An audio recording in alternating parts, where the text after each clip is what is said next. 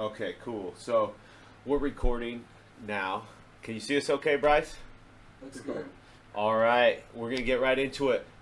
So welcome to The Cutting Edge. It is Friday, September the 13th-ish, right around there.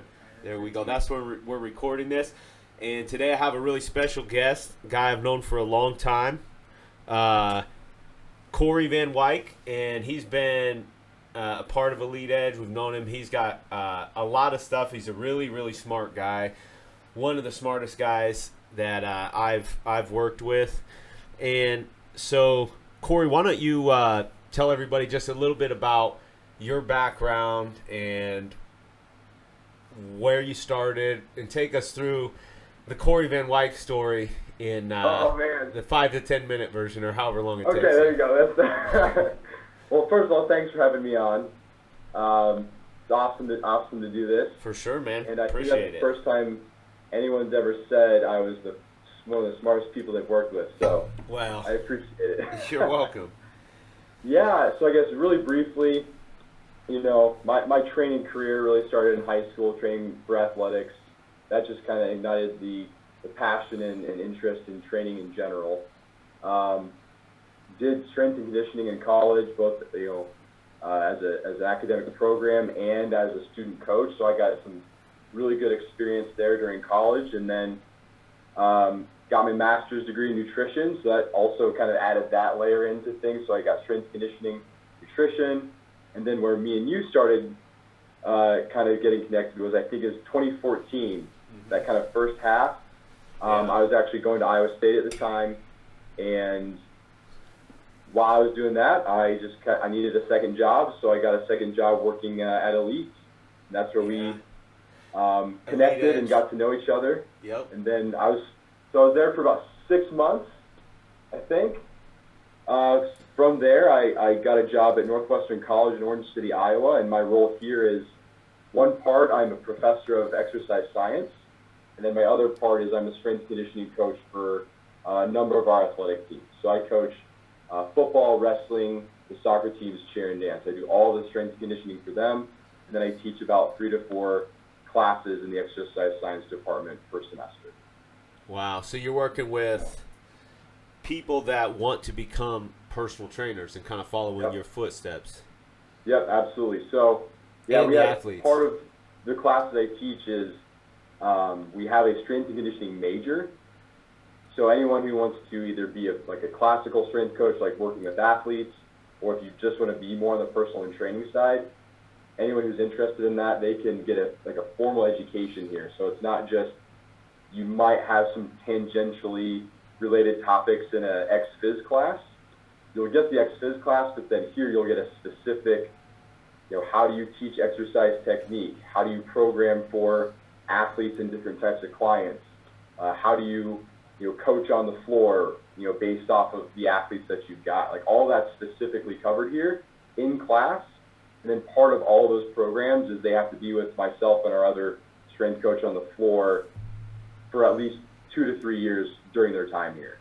So they walk away with some experience. That's good, because that's one thing I noticed. A lot of people, when they're getting into the training, a lot of stuff you learn in the book, but as you know, there's the book and there's the real world.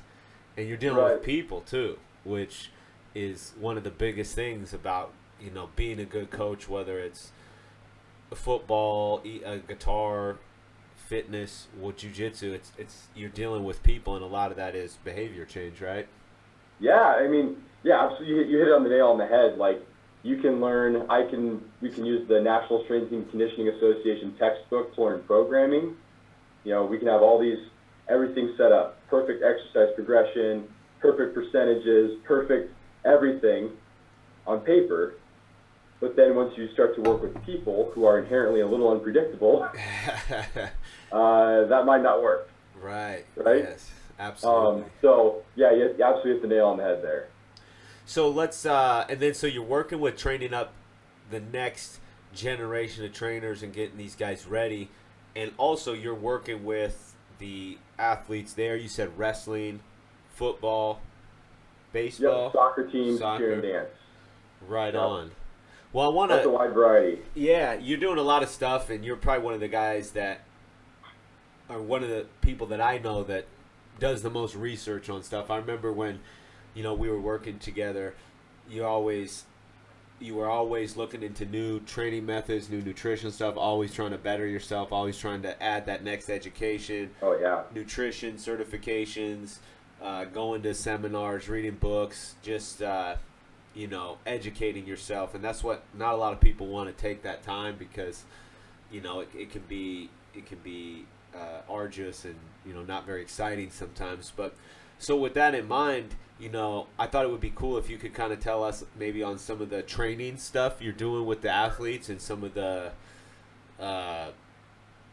nutrition stuff as well. Like I said, this podcast is called The Cutting Edge, and what we'd like Yeah. to do is, this game, it changes so much. It's not the same world it was 10 years ago. I mean, things change quick, and with the technologies we have.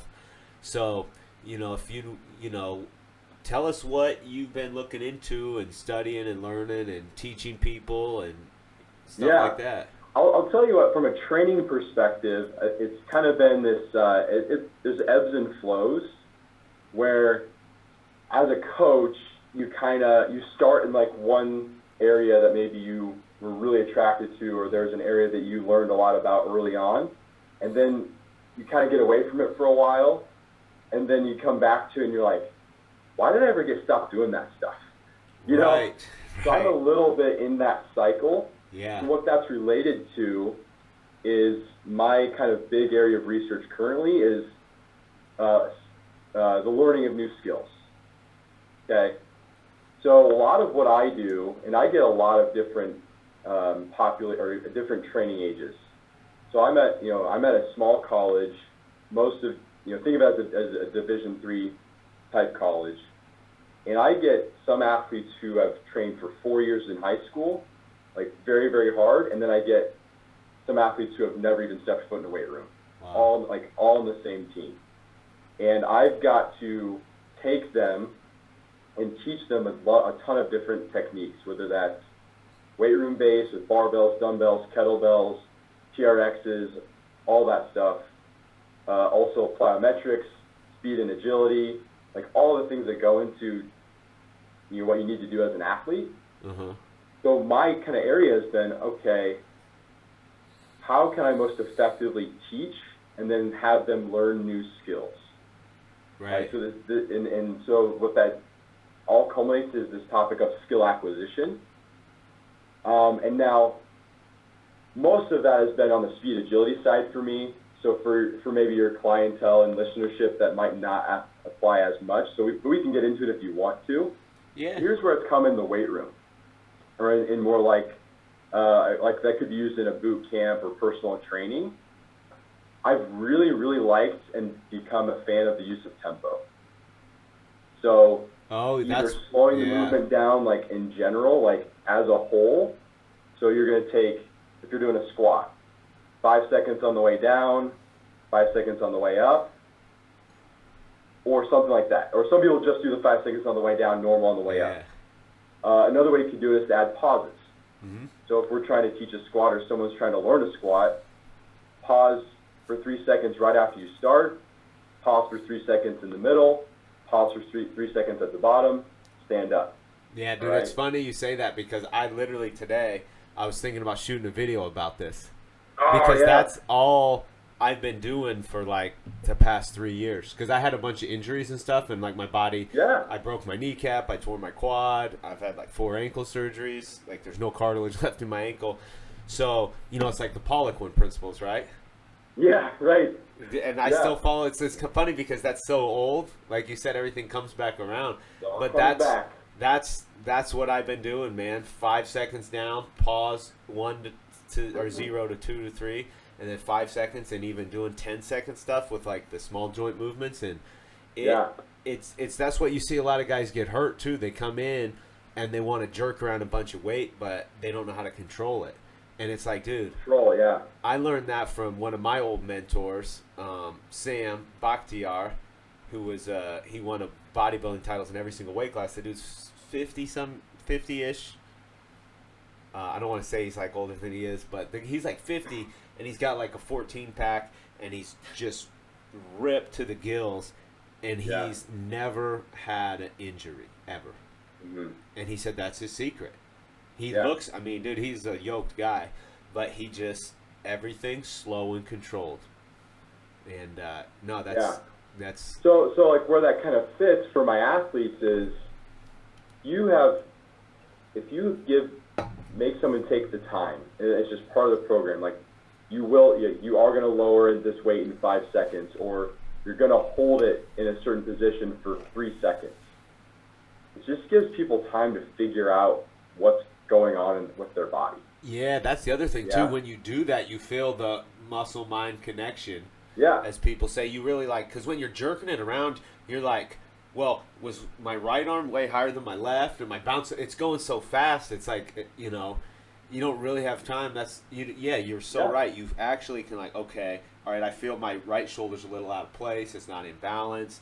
You definitely, dude, you get way more muscle growth, I think, too, because you see so many guys just slamming weight around without. For sure.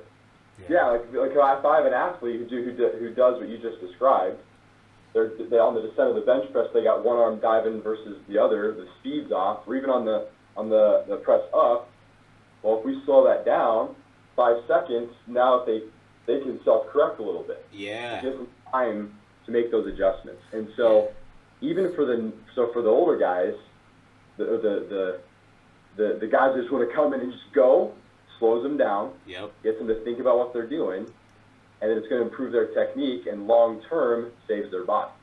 Absolutely. Right? That's the thing, too. And then the new people, the people who maybe have never done anything, it just gets them to feel the movement better. Where are my limbs in space? Like, if I've got a new athlete coming in, they've never squatted, their knees are diving in, like on the way down or on the way up, if I slow it down, if they feel that happening, they can just correct because they've got the time to do it. Exactly. That's a great point. I never thought of it in those terms, but that makes perfect sense. Yeah, it's just like, okay, and same with the pauses. Let's say it always happens at a certain point in the motion. If we've set a pause at that point in the motion and it starts to happen, well, they can correct in the 3 seconds they have to pause, and then they keep going with the motion. It also eliminates a lot of half squats. That's right. It's hard when everyone's like pausing and you're, that's funny. And no one asks for more weight, right? If someone's just legitimately using too much weight, and you put a 5 second pause on them, they're not going to ask for more weight. Absolutely. And it's so much safer too, because you see all these guys. I can't remember where I heard this, but somebody said sometimes it's like you got some of these guys, and I learned this in MMA. It's like you build up this 600 horsepower engine with no brakes, and then they get hurt. And then it's like because they don't actually know how to control it. And some of these guys too, they start to take supplements and they start to train really hard, and their body starts to respond, and they get strong, but they're like, I don't know how I want to say it. You know what I mean? Like they're strong, but they don't have the form yet. They don't have control yet, and it's like you see it, and it's like going down the Highway 90. You might not get a ticket today, tomorrow, but if you do that every day, you're gonna get a ticket. Yeah, right. Doesn't mean something bad might not happen eventually. Yeah, exactly. Yeah. So I'd say like that's, and you know, your comment earlier about injuries was really interesting, because and this happens all the time, and actually when I worked at Elite, this totally changed my perception of, or my thinking on how, you know, students that I teach now, how we should teach them. Because when I was a student, we never talked about injury. Yeah. Like we never talked about working with people who had pain, who had previous injury. It was just, I mean, to no fault of my instructors or my teachers, but it was just, how do you make someone big, strong, and fast? Right. Well, without understanding that most of the time, especially on the general population side, when people come to you, there's probably some issue somewhere. I mean, if you're injury. over the age of 35, you know what I mean? It's like... I'll tell you what, Joe, in 18 to 22-year-olds, almost all of them come and they have a previous injury. Really? Well, athletes too. I mean, if you're playing football. Injury or issue that they didn't tell someone about. And so, like, especially at Elite, but even here, every single day I'm dealing with something related to pain or injury. And one of the things that most people can do if they're experiencing pain, and we're talking like aches and pains, sore muscles, maybe you got like a knee that's giving you a problem, or low back or hips, you introduce tempo or holds and pauses, like you mentioned, you can train. Yeah. So maybe a back squat, just like at the bottom, you just feel like you're jamming your spine together, right? Or your vertebrae are just getting jammed. Maybe you try a tempo goblet squat that day. Yeah. Most people can probably roll with that. Yeah, and it's so funny, man, because, okay, so make a long story short, I don't want to talk about all my injuries and stuff, but I think it was about 2 years ago, 2.5, maybe 3 years ago. I can't really remember. 2 or 3 years ago when I really got really back into the tempo training, because I was doing a lot of MMA and stuff, but I really got back into the tempo training a couple years ago after I broke my ankle. The week I came back, like an idiot, I went in and tried to wrestle and train with guys that had I just broke my ankle. And that first practice, the first round, I broke my kneecap. I literally broke my kneecap. A piece of it's gone. Ripped my quad, tore all the tendons. So I was like, there was like a year there where I couldn't do anything. And, well, no, I did do stuff. I did a lot of upper body, right? And that's where I got into the tempo training. And I started to, and then I had overtrained my shoulder because, can't really do anything but that. So then I overtrained it, and how I really got back into seeing how important that is. I couldn't do anything. I couldn't even sleep. I was in so much pain. I couldn't even bench press for anything. Like I would put 135 on, and it felt like somebody was just sticking me with a knife. Yeah. So I went to my physical therapist and did a bunch of stuff, and then I started doing, shout out DDP yoga. I'm not joking. I did the DDP yoga, and everything. It was like you would do 10 sets of 10 seconds up, 10 second down push-ups. And that's how I built back up and built myself back up, is just doing everything super slow like that. And, so it's just crazy. It's like even with, you can take somebody who's in so much pain they can hardly do anything. But if you can still do it, and you do 10 second decline and incline push-ups, and you do that, even if you can do that once, never mind 2 or 3 sets, your chest is going to be fried. There's... Oh, yeah. So, yeah, there's nowhere for any weaknesses you have to hide. Yeah, exactly. Nowhere. In relation to this, I love the saying, speed hides need. So for people who just want to rip and go, they're trying to put a Band-Aid on some kind of technique or weakness flaw. Absolutely. No, right? That's so true. So where I'll integrate this stuff in most of the time is either very early off-season. So if we're coming out of like football, for instance, they get pretty beat up in season. Yeah. And their overall movement quality in the weight room might start to suffer. So you give them a little time off over Christmas and stuff like that. And then our kind of initial few weeks back, we'll probably do some type of 4-week phase of, for a couple weeks we're just going to focus on slow, lowering type, and then a couple weeks of putting some pauses and holds in there. But really anytime I want to try to readdress technique, that's probably, it's becoming my go-to. Yeah. Because, again, it gives just people time to adjust if needed, or if you need to change somebody's position. Like if someone has just their positioning is all off with whatever movement you want to choose, if you slow it down, it gives them time to get in the right position and then feel if they lose it.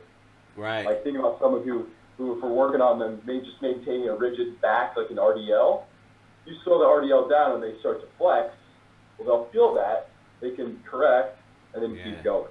So. Absolutely, man. No, there's so many benefits to it, but it's hard, man. You doing a 10-second decline pull-up, or either anything, really, it's hard. And it's like, it forces, I like that. There's nowhere to hide. The weak points become obvious. And the people who do just, it kind of appeases everybody, right? For people who need to learn, it helps them learn. For people who just want to get crushed, you get crushed. Oh, it's hard. Yeah. Like, even you just talked about a body weight exercise for doing like 10 seconds up, down, and it burns like crazy. Yeah. So for people who are like gluttons for punishment, it kind of helps them out too. They like it too. So I would say like right now from a training perspective, I'm messing around with a lot of those types, concepts, movements. Where can I insert pauses? Where can I insert some tempo to help people learn movements better? Absolutely. And then just manage pain. Yeah. Yeah, people get banged up. Absolutely, man. Well, and two, if you have a lot of people that you get these guys, because I was there, dude, after my knees were shot, it's kind of like, I'm going to go back in here. And, I was doing single leg RDLs while my ankle was my ankle was broken. I was doing a bunch of single leg stuff, so I'm doing pissing. But I was doing single leg deadlifts with 250 stuff.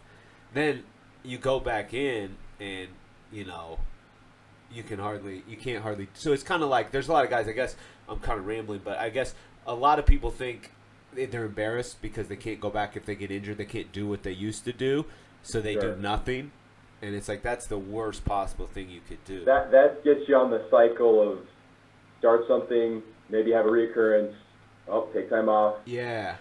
Or they try to go back in and go all in, and then they get hurt again.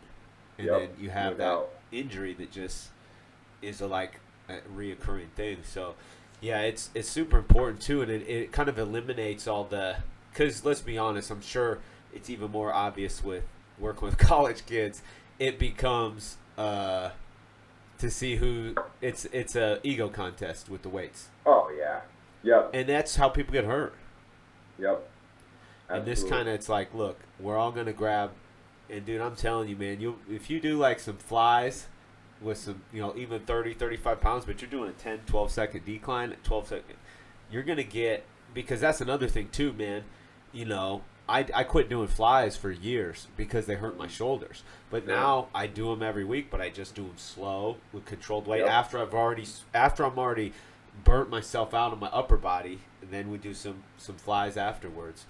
But, a lot of times people want to get 80s, and then they already got a shoulder injury, but they want to hang with Johnny Bananas or whoever they're lifting with, so they do it, and then they just hurt themselves, and it's like that vicious cycle. But it's all ego driven, and I get that because it sucks to go in. I don't know if you want to get into this yet, but it kind of hits that kind of maybe some of the behavior change stuff. Yeah, perfect.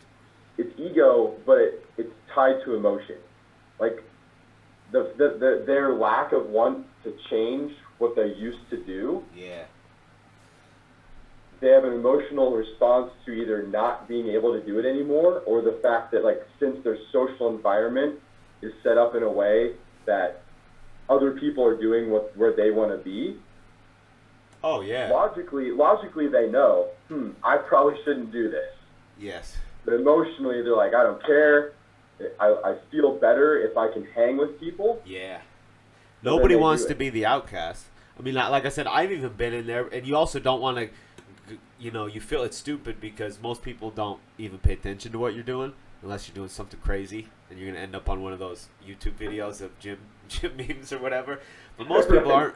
They don't even know. They're not paying attention to you, but you think, oh, everybody's looking at me, so I got to make sure that, I don't want to be. Nobody wants to be the odd man out, the ugly duckling, whatever you want to call it. So, yeah, there's that. Because I even had that going in, when I'm coming back from my injuries, it's like, man, I can't do what I used to do. And I'm going to go out there in front of everybody, and then they're like, what?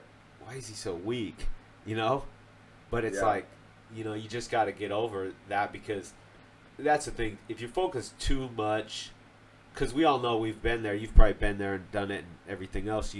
There's always that point in your life where you're just focused on how much weight can I put on the bar, right? Oh, totally. But that number just doesn't keep going up and up and up and up. And then when you're 60, you're deadlifting 1,000 pounds. I mean, yeah, and because I've dealt with injury before. Like, I think it was my first year here at Northwestern. After my first year, I mean, it was one morning I was getting ready to deadlift, and I just, SI joint just pop, and I was down on the floor for 30 minutes. Ooh. Like, just, create something. I basically ignored the warning signs for way too long. Yep. But what you eventually realize is, especially if you don't have this specific concrete goal, and for us, like back in the day of just lift as much weight, like we were kind of like powerlifter mentality. Yeah. Like that was the goal. And let's say that I wanted to be a powerlifter.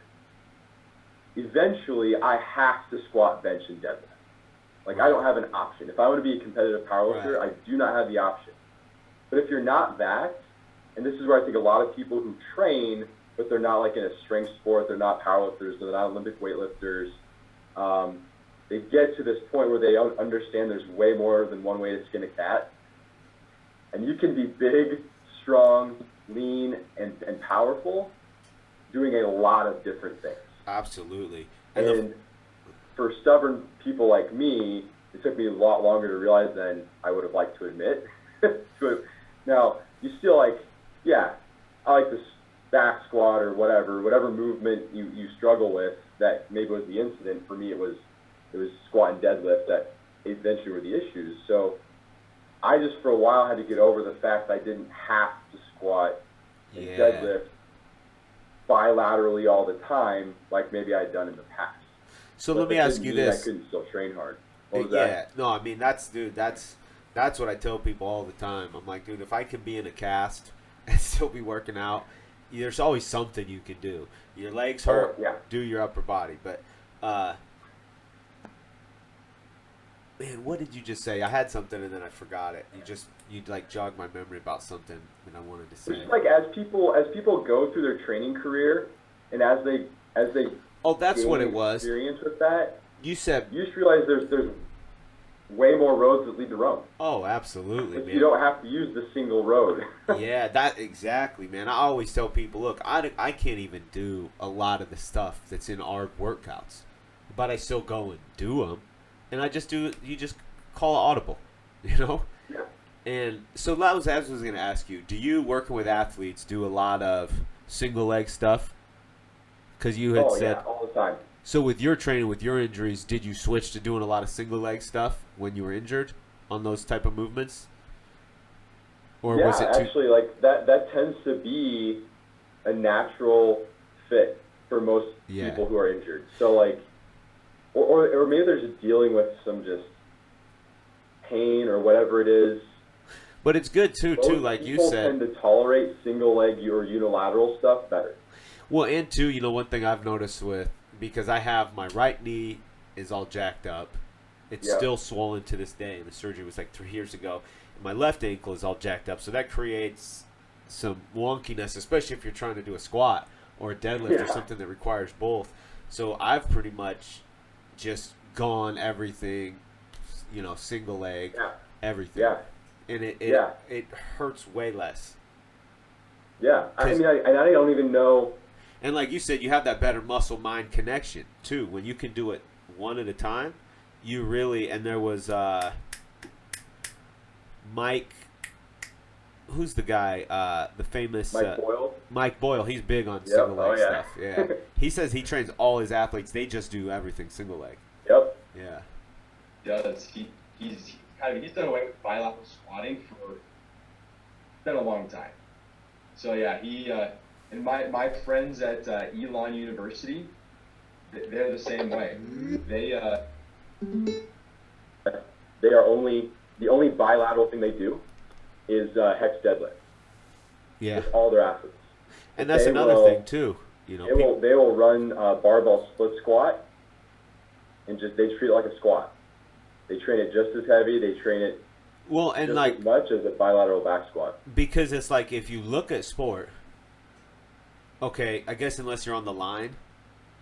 If you're playing hockey or soccer or MMA or really anything, you're not pushing off both legs equally at the same time. You're usually one at a time.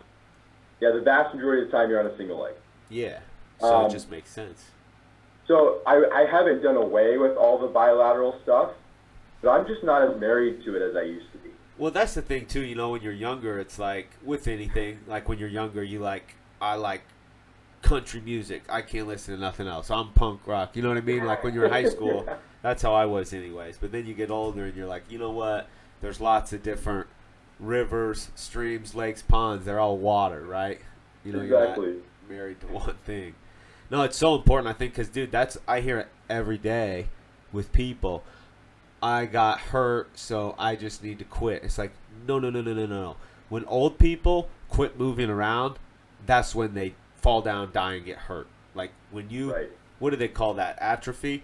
It's like if you just don't do anything, it's amazing, like, when you're injured, how quickly you get atrophy. Like, it's amazing. Right. Literally, like, you put a cast on for a few weeks, and you're like with my leg was, like,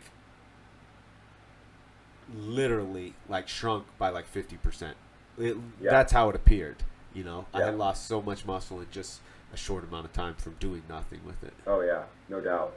Yeah, actually, one thing I tell so I teach nutrition for our nursing department here, and so one thing I really emphasize, you know, when we get to the protein chapter, we're talking about, like, maintenance of muscle tissue and that stuff.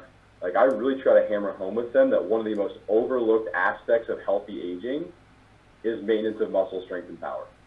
Yeah. It's like, just like you said, if a fall occurs, it's usually an inability to catch yourself and save yourself if you've tripped. So you can maintain muscle strength and power, which is related to activity and nutrition together, you're going to have a better quality of life. Yeah. And the number one cause of death in America is people fall, they're old, their bone density isn't there because they haven't been lifting, their balance isn't there, they're not able to catch themselves. Not all, but most of the time, it's fatal. It sounds silly, but, like, for an example, my grandpa, a year and a half ago, he fell down and he's 90. This guy's made out of rocks or something, but he fell down concrete stairs. Billy's dad, he fell down concrete stairs at 90, and we thought it was, but he went to the hospital and he was fine. I mean, he was banged up, but that was 2 years ago, and but, you know, I heard that, and you've heard lots of cases where it's gone the other way because they can't recover. If a fall happens and there's a fracture of some kind, their body can't handle surgery. Downward slope. Yeah. From there, typically. Yeah. So it's just not something they hear a lot. Like my nursing students, things tend to just be more cardiovascularly oriented, heart, that kind of stuff. Yeah. I'm like, hey, you guys think about muscle. Don't forget about muscle. So go ahead. Well, no, I was going to ask you what, as people age, you know, most people that listen to this probably lift weights, but as people age, how important? What are the three most important things to preserve muscle as people age? I mean, first and foremost, just be active in some capacity. Right. That's like bottom of the pyramid.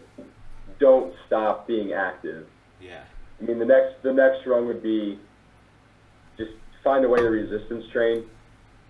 Like, from a bone perspective, like you mentioned, bone density, we got to resistance train.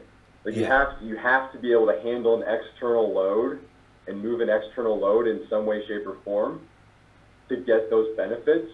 Like general activity isn't going to be super effective for increasing bone density. Right. But then from a muscle tissue maintenance, we know one of the adaptations of aging is you lose muscle mass at a faster rate as you age. Well, the signal for us as humans to maintain muscle mass is to resistance train. Yeah, so like if we don't do it, you atrophy, you lose it, it's gone. So if you're young, it's not as big a deal. Right. Like you hold on to it for a longer period of time. Like me and you could not train for a couple weeks, and we'd pretty much look the same. Like you wouldn't see much difference in us. But if like our parents or grandparents, their rate of muscle loss is much greater. So you have to find a way to resistance train. And then the last thing is protein intake. Protein intake, in addition to like muscle or like weight resistance training for aging, up there just with like overlooked but critically important. Because and it did, like, along with that increased loss of muscle at the rate, people, as you age, you lose the ability to respond to protein in the muscle. Really? So, like, we eat a dose of protein. Me and you eat 30 grams of protein. Is that the protein optimal serving size, 30 grams? What's that? Is 30 grams the optimal serving size, in your opinion? Yeah, in most people, Yeah. if you feed like a 30-gram dose of like whey protein, beef, chicken, whatever, some really high-quality protein, you're going to maximize the amount of, like, basically synthesis in muscle you get from that protein. If our grandparents do that, they'll get about half the response. So the older you are, you pretty much need to double it up. Yeah. You need more. Your protein requirement as you age goes up. Amazing. I mean, I'm So not they surprised. would need to probably at least double to get the same response in muscle from a building standpoint as us. At what age are we talking here? I mean, it'll start to decline around 40. Really? Yeah, it's earlier than you think. So what would you say to somebody who's 50, a man or woman, that they're trying to put on, let's say, okay, I'll use a client example that I just had. Sure. You have a 190-pound woman who is trying to get to between like 140, 150, right? Trying to get where? To about 140, 150 pounds. Okay. And I had told her, I said, okay, let's think long game here. I always say running on the treadmill is like hiding your money under the mattress. Lifting weights is kind of like putting your money in an investment that gains interest, right? Yeah. Because the afterburn effect, and hopefully everybody knows all that. You're going to burn more calories, etc. after the workout, but also you reap more benefits. So with that goal in mind, that's kind of our plan with her.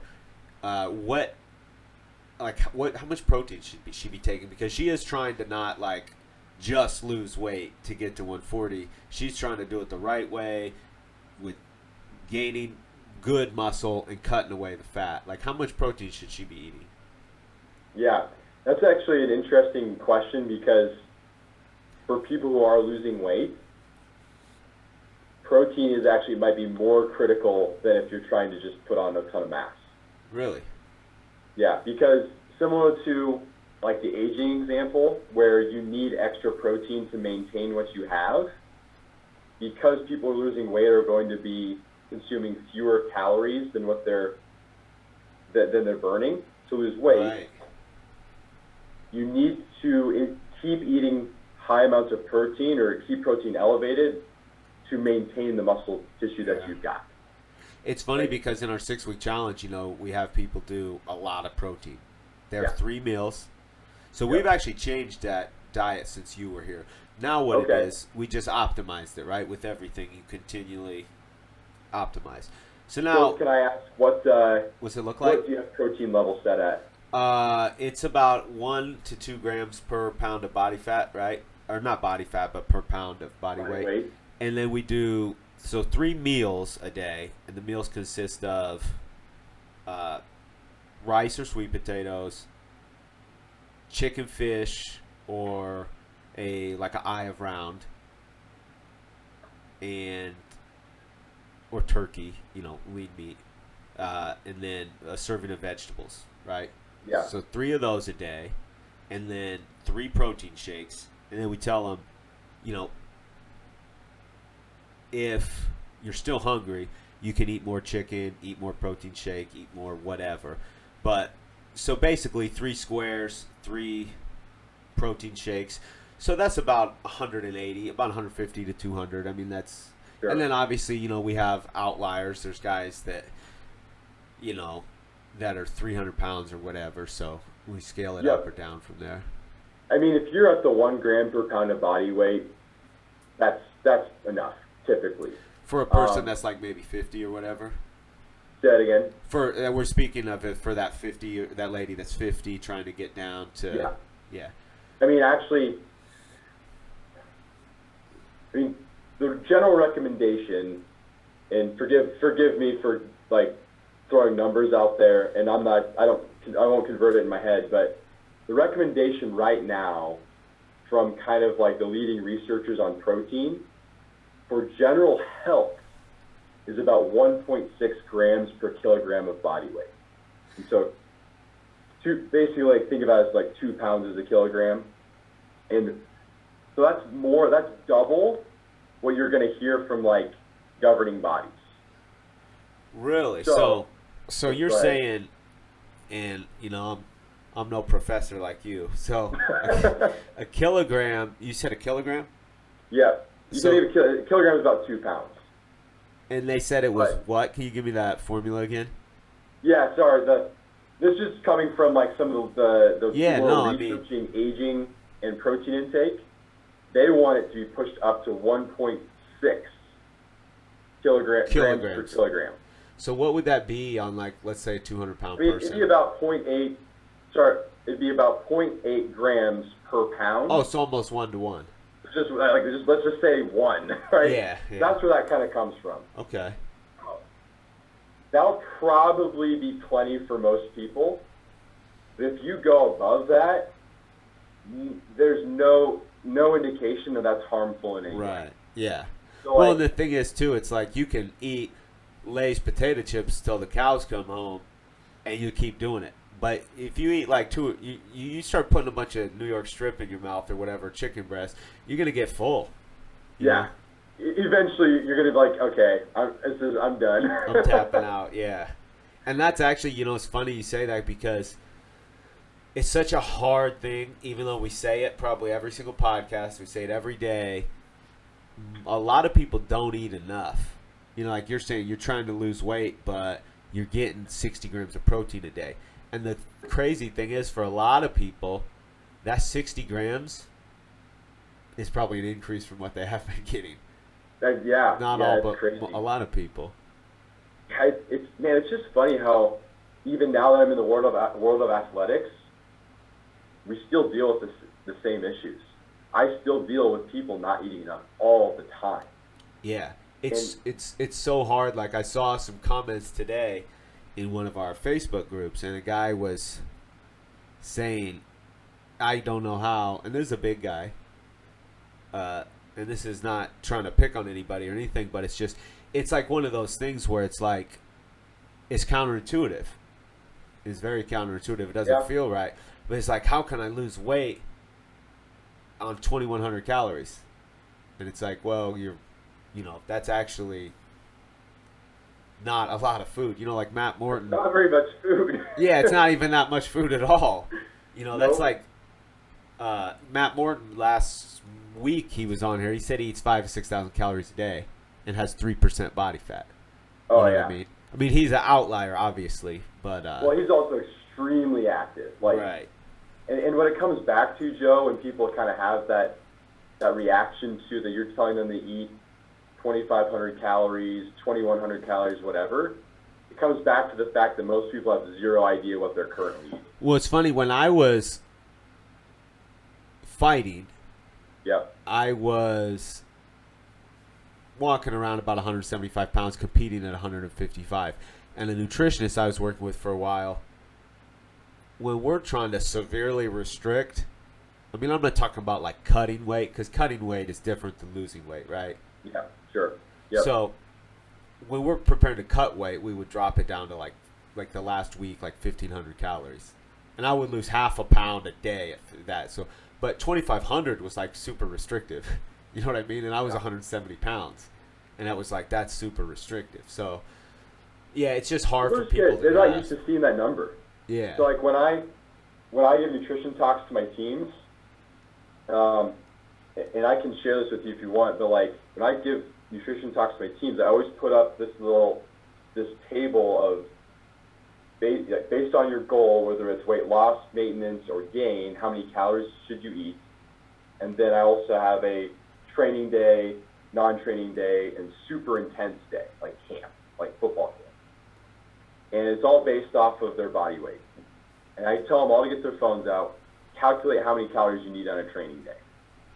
And they calculate it on their phone, and I get, like, wide eyeballs. Yeah. And they're just like, oh my gosh, that's so many calories, and it might be 2,500.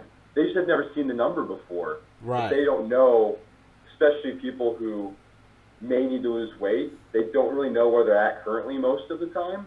So when they see that number, it seems high, but in reality, it's probably not. No, it's really not, because if you look at like a even like a Subway 12-inch sandwich, some of those are like 1,800 calories right there, you know. Mm-hmm.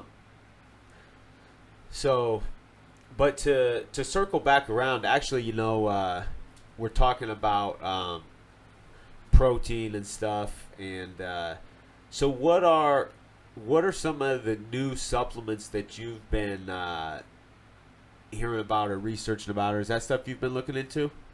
Yeah, for sure. This is going to go back to the circle.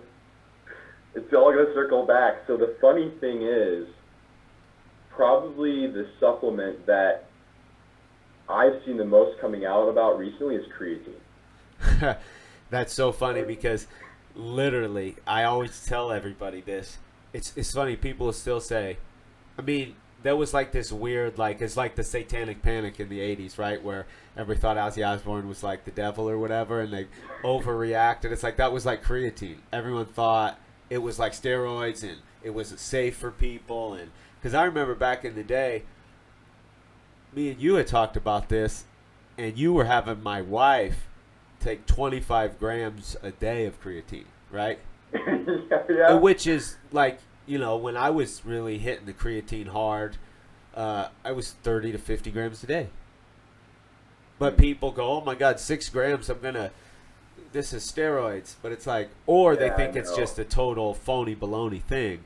But it's like, no, creatine's the most researched supplement on the planet.